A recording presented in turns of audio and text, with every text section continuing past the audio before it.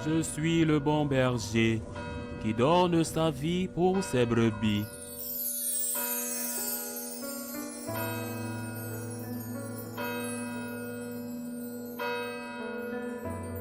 Aussitôt après avoir nourri la foule dans le désert, Jésus obligea les disciples à monter dans la barque et à le précéder sur l'autre rive pendant qu'il renverrait les foules.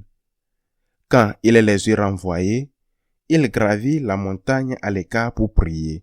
Le soir venu, il était là seul. La barque était déjà à une bonne distance de la terre. Elle était battue par les vagues car le vent était contraire. Vers la fin de la nuit, Jésus vint vers eux en marchant sur la mer.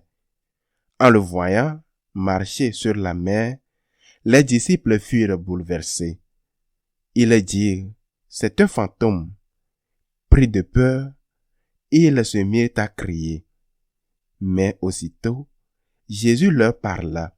« Confiance, c'est moi, n'ayez plus peur. » Pierre prit alors la parole. « Seigneur, si c'est bien toi, ordonne-moi de venir vers toi sur les eaux. » Jésus lui dit, « Viens. » Pierre descendit de la barque et marcha sur les eaux pour aller vers Jésus. Mais, voyant la force du vent, il eut peur, et comme il commençait à enfoncer, il cria, « Seigneur, sauve-moi. » Aussitôt, Jésus étendit la main, le saisit et lui dit, « Homme de peu de foi, pourquoi as-tu douté? » Et quand ils furent montés dans la barque, le vent tomba. Alors, ceux qui étaient dans la barque se prosternèrent devant lui et ils lui dirent, « Vraiment, tu es le Fils de Dieu. » Acclamons la parole de Dieu. La première chose la plus importante dans cet évangile, c'est que le Seigneur se retire seul pour prier. Il venait de connaître un immense succès. Il avait multiplié les pains et les poissons et maintenant, il voulait être seul.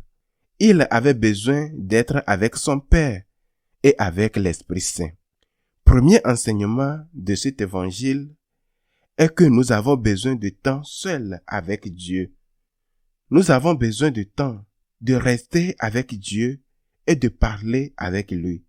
Si nous voulons vraiment suivre Jésus, nous avons besoin d'être seuls avec Jésus, seuls avec lui. Sinon, nous courons le risque que même en travaillant pour lui, tout cela se transforme en activisme qui nous vide, qui nous laisse creux intérieurement. Et alors, le moindre souffle de vent un peu plus fort peut renverser. Il peut nous renverser parce que le tronc était creux. Deuxième enseignement de l'évangile d'aujourd'hui. Les apôtres sont dans la barque. Il y a une tempête et le Seigneur vient à eux au milieu de la tempête. La tempête, c'est notre vie. Il y a des jours de soleil et des jours de tempête, des jours de lumière et des jours d'obscurité. Le Seigneur nous dit, « C'est moi, n'ayez pas peur. Je suis avec vous, n'ayez pas peur. » Et le Seigneur nous dit, « C'est moi, n'ayez pas peur. Je suis avec vous tous les jours dans le soleil comme dans l'obscurité, dans le calme comme dans la tempête. N'ayez pas peur.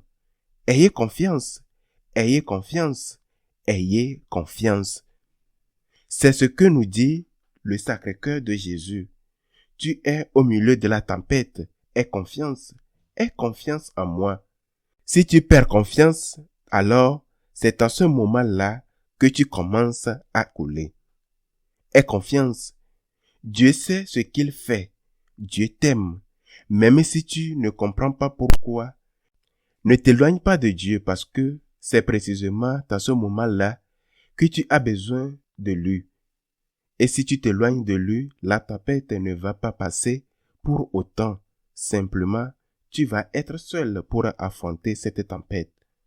Et c'est alors que tu coules parce que tu commences à faire de mauvaises choses en pensant que tu vas ainsi sortir du problème, alors qu'en réalité, tu t'enfonces davantage. Le Sacré-Cœur te dit, n'aie pas peur. Tu ne comprends pas, mais moi, je sais pourquoi. Aie confiance, n'aie pas peur, aie confiance en moi. Ces paroles de Jésus font résonner celles du vieux prophète Isaïe lorsqu'une situation terrible pour Jérusalem, assiégée par l'armée de Babylone, il conseillait au roi et au peuple. C'est dans la confiance que sera votre force. Si vous ne faites pas confiance, vous périrez, parce que vous prendrez de mauvaises décisions, et ce seront elles qui vous feront périr. Mais il y a encore un autre enseignement, et il est étrange. Après que Jésus lui a dit cela, Pierre lui répond, « Si c'est bien toi, ordonne-moi de venir vers toi en marchant sur l'eau. » Pierre met le Seigneur à l'épreuve. Il le provoque.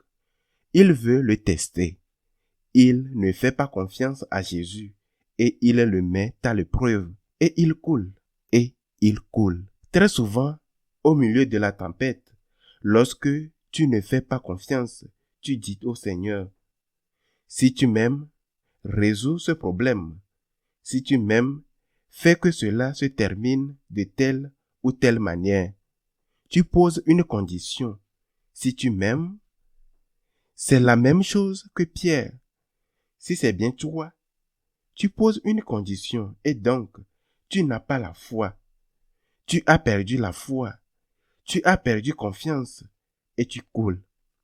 Mais le Seigneur, même à ce moment-là, alors que tu es en train de couler, à cause de ton manque de foi, ne te laisse pas seul. C'est ainsi qu'il agit avec Pierre. Pierre est en train de couler et il crie, « Sauve-moi Seigneur !» Et Jésus lui dit, « Homme de peu de foi, pourquoi as-tu douté ?»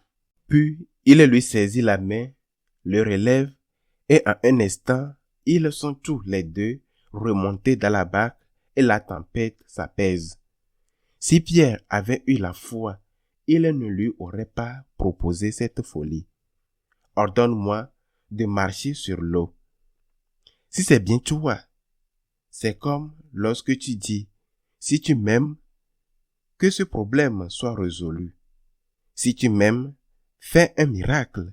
Homme de peu de foi, pourquoi as-tu douté? C'est moi, n'aie pas peur. N'aie pas peur. » Demandons au Seigneur de nous donner une foi suffisante. Demandons-lui de nous donner le don immense, ce don qui est la confiance en lui. Et lorsque nous sommes au cœur de la tempête, en train de couler, que nous puissions lui dire, « Seigneur, j'ai confiance en toi. J'ai confiance en toi. » Parmi les actes d'amour que j'ai pu accomplir dans ma vie, il y en a peut-être un qui fut le plus important et le plus pur. C'était lorsque, traversant des crises de foi pendant mon adolescence, alors que j'avais déjà 16 ou 17 ans, j'ai pu dire un jour au Seigneur, « Seigneur, moi, je me fie à toi. Je me fie à toi. Je ne comprends pas. Je ne comprends pas telle ou telle situation, mais moi, Seigneur, j'ai confiance en toi. » C'est dans ces moments d'obscurité que ta foi et ton amour sont mis à l'épreuve. Seigneur, je préfère me tromper avec toi que de réussir sans toi. Seigneur, moi, j'ai confiance en toi. Lorsque l'on fait confiance à Dieu, peut-être que le miracle ne se produit pas immédiatement, mais il n'y a aucun doute. Tu ne coules pas. Le Seigneur te demande l'acte d'amour pour être avec lui. Le Seigneur te demande l'acte d'amour qui est la confiance. Ce n'est pas seulement un acte de foi, mais un acte d'amour. Seigneur, je t'aime, je crois et j'ai confiance. Qu'il en soit ainsi.